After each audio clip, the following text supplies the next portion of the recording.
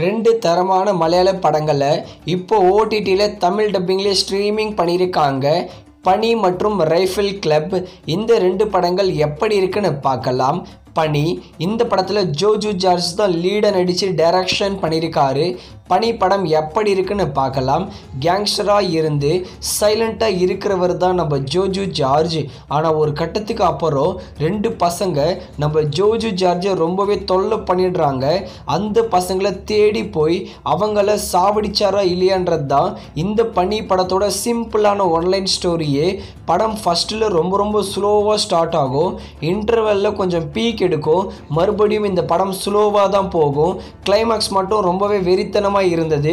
ரொம்பவே ஆவரேஜான படமாக எடுத்திருக்காரு இந்த பனி படத்தை நம்ம ஜோஜு ஜார்ஜ். ஆனால் இந்த படத்தில் பேக்ரவுண்ட் ஸ்கோர் செம்மையாக இருந்தது. தமிழ் டப்பிங்கும் செம்மையாக இருந்தது. கிளைமேக்ஸும் வேற லெவலில் இருந்தது. மற்றபடி இந்த படத்தில் பெருசாக இல்லை. ஜோஜு ஜார்ஜ் ரொம்பவே யதார்த்தமான நடிப்பை நடிச்சிருக்காரு. இந்த பனி படத்துக்கு நாங்கள் தர ரேட்டிங் 5க்கு 2.75 கொடுக்கலாம். அதுக்கு ஏற்ற படம் தான் பனி.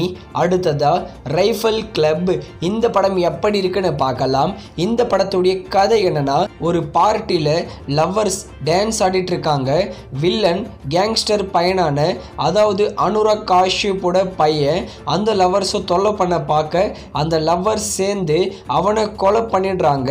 கேங்ஸ்டர் பையனை கொலை பண்ணிட்டு அந்த லவ்வர்ஸ் ரைஃபிள் கிளப்னு ஒரு இடத்துக்கு போய் சேர்ந்துடுறாங்க.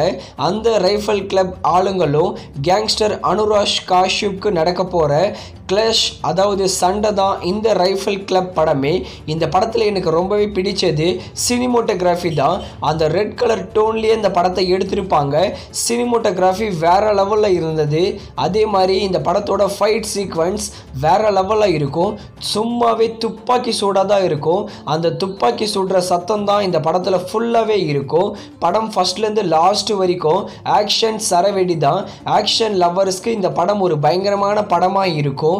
படத்தில் லேக் இருக்கான்னு கேட்டிங்கன்னா நடுவில் கொஞ்சம் லேகாக போகும். ஆனால் மற்றபடி மஸ்ட் வாட்சான படம் தான் இந்த ரைஃபிள் கிளப்.